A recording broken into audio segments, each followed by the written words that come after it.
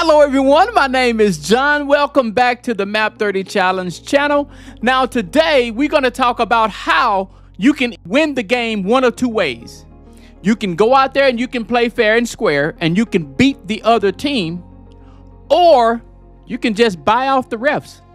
So when mega food companies want to get the products that end up on our grocery store shelves passed, they can do one or two things. They can play by the rules, or they can just pay off the regulators. And every single year, they are spending tens of millions of dollars just buying off the regulators. And they make hundreds of millions of dollars with the foods that get passed and ends up in our grocery store. You have to see this to believe it.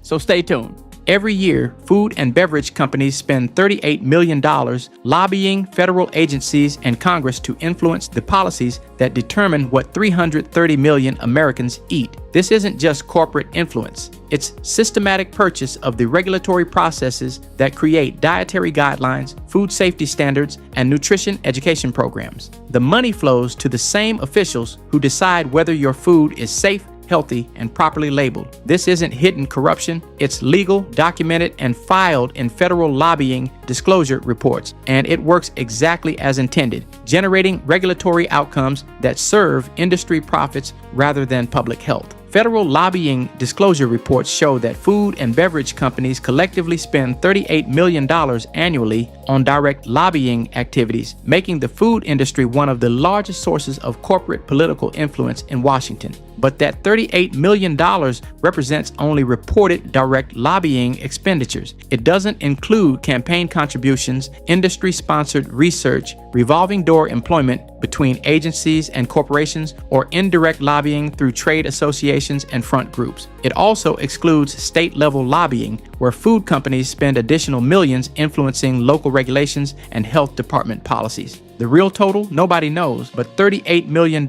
is the floor, not the ceiling. Food industry lobbying targets agencies with regulatory authority over food safety, labeling, and dietary recommendations, the FDA, USDA, CDC, and FTC. It also targets congressional committees responsible for agricultural appropriations, food safety oversight, and nutrition program funding, where legislative decisions directly affect industry compliance costs. Industry representatives don't just show up during specific regulatory fights. They maintain ongoing relationships with key officials, creating continuous influence that shapes policy development from initial conception through final implementation. By the time a regulation becomes public for comment, industry has often already influenced its structure behind closed doors. Lobbying expenditure patterns reveal strategic focus on regulatory proceedings that could significantly impact profits. When agencies consider new safety standards, labeling requirements, or dietary recommendations, industry spending increases. Companies coordinate efforts through trade associations like the Grocery Manufacturers Association, American Beverage Association,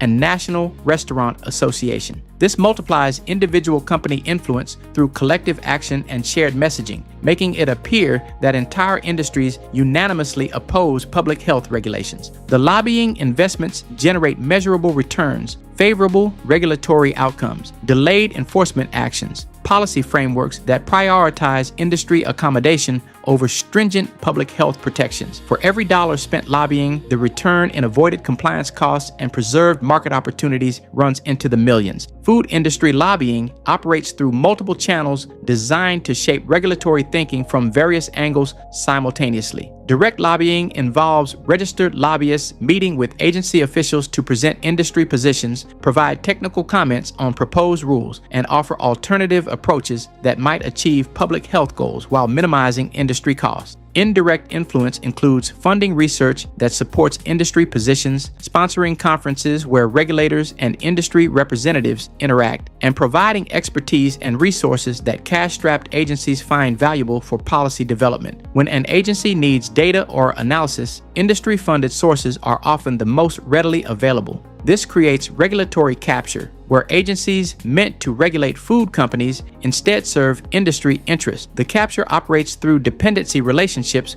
where agencies rely on industry expertise, funding, and political support to maintain their operations and advance their institutional interests within the federal bureaucracy. The result? Regulatory processes that consistently produce outcomes favorable to industry while maintaining the appearance of independent scientific decision-making. Now here's the trap that cash-strapped government agencies fall into every single year. When the FDA need to review food additives or safety standards, they often lack the budget to conduct their own independent primary research. Enter the industry lobbyists. They don't just bring their opinion, they bring ready-made data, prepackaged analysis, and expert resources that these government agencies can simply adopt. And by providing the only available data, these industries ensure that the final regulation is built on their foundation. It's a brilliant legal hack. If you control the data that the agencies use, you control the conclusion that the agencies reach. The only problem with that is that we end up with our food markets lined with products that are bad for our health. Food industry lobbying has successfully prevented or delayed numerous public health regulations that might reduce corporate profits, restrictions on marketing to children, mandatory labeling of genetically modified ingredients, limits on harmful food additives, and stronger safety testing requirements. The industry has also secured favorable regulatory interpretations that allow questionable marketing claims, minimal safety testing for new additives, and enforcement approaches that treat violations as administrative matters rather than serious public health threats. These outcomes demonstrate the effectiveness of lobbying in generating regulatory environments that serve industry interests while potentially compromising consumer health and safety. The $38 million in food industry lobbying vastly exceeds the resources available to public health advocates, consumer organizations, and citizen groups. This creates systematic imbalances in regulatory input that favor well-funded corporate interests over public welfare. During regulatory proceedings, agencies receive sophisticated, professionally packaged industry positions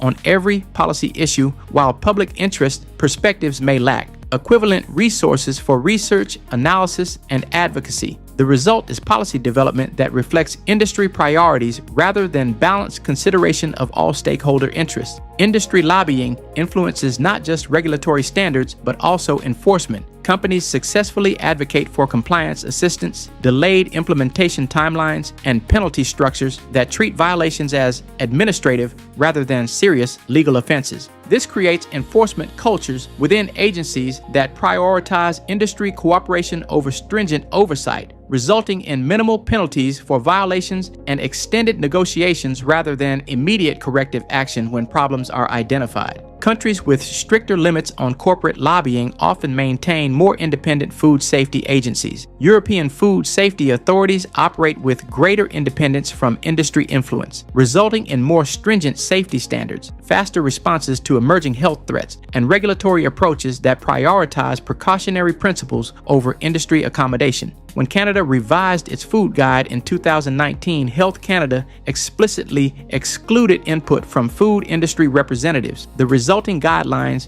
represented a significant departure from previous editions and directly challenged industry interests, something nearly impossible in the American regulatory system. The contrast demonstrates that stronger public health protections are possible when regulatory agencies maintain independence from the industries they regulate. Current lobbying disclosure requirements capture only direct registered lobbying activities. Much food industry influence operates through channels that don't require public reporting. Informal meetings, industry-sponsored research, and revolving door employment between agencies and corporations. The $38 million figure likely underestimates total industry influence because it excludes campaign contributions, trade association activities funded by member companies, and indirect lobbying through consulting firms and law firms that may not register as lobbyists. This incomplete transparency allows the full scope of industry influence to remain hidden while enabling systematic bias in regulatory processes that appear more independent than they actually are. The $38 million in annual food industry lobbying directly affects the safety, labeling, and nutritional quality of products American families consume daily. Regulatory policies shaped by industry lobbying may result in weaker safety standards, delayed responses to health threats, and consumer information systems that serve marketing rather than health purposes. Understanding this influence helps consumers recognize that government food policies may reflect industry interests rather than independent scientific assessment of optimal nutrition and safety protections. When companies can spend millions influencing the agencies meant to regulate them, those agencies become marketing departments rather than independent protectors of public welfare. The $38 million investment generates regulatory outcomes worth billions in industry profits, while potentially compromising the health and safety of American families. Your health decisions deserve information based on independent evidence rather than regulatory processes influenced by corporate spending. Recognizing how lobbying shapes food policy helps everyone make more informed decisions about nutrition and food safety, decisions based on science rather than industry influence. So that's it for now. I hope you enjoyed the video. Thank you for your time, and we will see you in the next video. Bye for now.